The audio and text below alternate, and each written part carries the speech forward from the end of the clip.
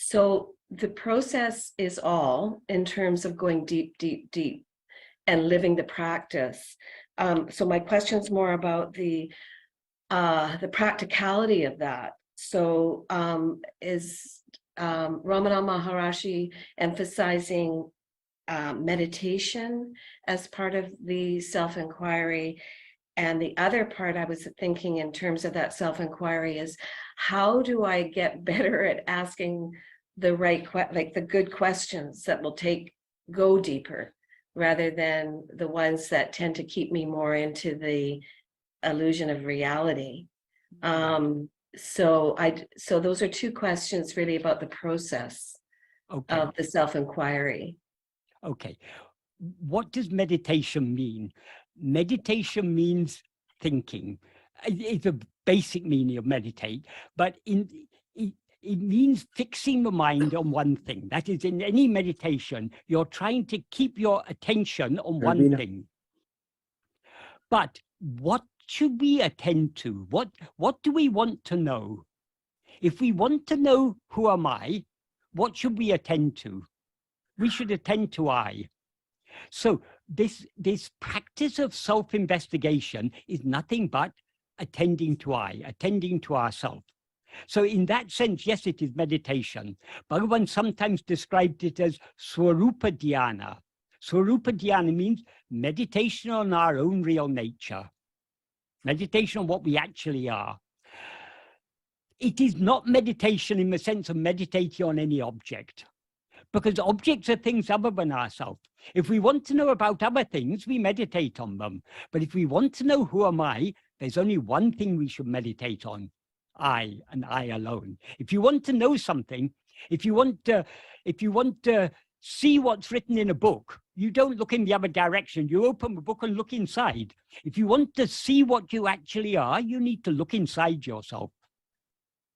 So in that sense, yes, it is a meditation, but it's not just many meditations are just a concentration exercise. You're trying to keep your mind fixed on one thing. In this also, we're trying to keep our mind fixed on ourselves, but for a purpose. This is an investigation. We are trying to find out what we actually are. We are looking at ourselves in order to see what we actually are. So it's not merely a matter of just looking at something. We're looking for a purpose to see what we actually are. Looking, obviously, I'm not talking about looking with our eyes. When we use these words, they're used metaphorically, because we obviously are not an object that can be seen. We're neither a physical object that can be seen with the physical eyes, nor a mental object that can be seen with the mental eyes. We are something far, far deeper. So we need to look deep within ourselves. Because we need to turn our entire attention within to see what we actually are. So this is both a meditation and an investigation.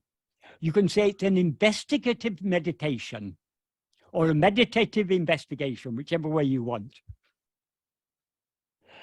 And you asked one other question. I didn't quite catch that. The second question was about asking the questions, because deducting it down, like really going more and more to the core in a way that I can ask those questions, even in the most mundane situations, right, as an inquiry, as a way of self-inquiry. Firstly, we need to decide what our aim is. That is, if our aim is to know ourselves, our questions will all be questions that are related to knowing ourselves. So it's a matter of having, this is again what Ted was alluding to, the one-pointedness. If we want to progress on this path, we've got to be one-pointed. We've got to have a one-pointed aim. So we need to clearly decide what our aim is. If we understand why Bhagavan says the only thing that is required is to know ourselves, because by knowing ourselves, we thereby eradicate ego and solve all problems. If we understand and are convinced that the sole aim of our life is to know ourselves, and knowing ourselves means just being ourselves, then we've got to focus. Then whatever questions, then we won't start asking irrelevant questions. If you read, there's a big book, you may have come across it, Talks with Ramana Maharshi. And there are a number of other smaller books of dialogues. If you read those books and pay close attention, you will see that most of the people who come and ask questions, they're very superficial. They will ask, many of them will come with a list of questions in their mind. And they ask the first question, they get an answer, and instead of going deeper, following on that subject, asking deeper questions, they jump on to their next question. So the questioning is superficial because they don't have a single aim. They don't come with the sole aim of knowing who am I. But there was one disciple, I mean, there were many good disciples, but I'm just talking about one particular disciple. His name was Shiva Prakasam Pillai.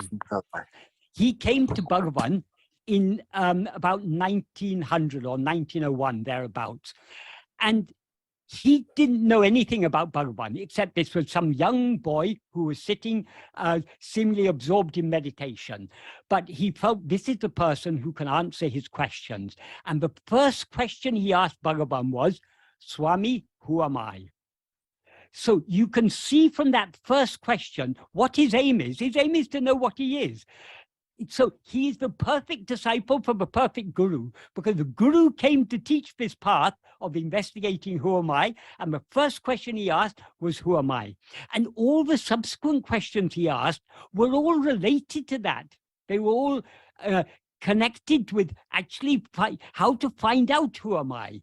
So that is a true disciple, someone who has a single aim and comes to the right person who can point them in the right direction. So if we have a single aim, if our aim is just to know ourselves, to eradicate ego, to surrender ourselves, all the questions we ask will naturally be questions that are relevant to this subject and will help us to go deeper and deeper into and gain a deeper and deeper understanding of this subject.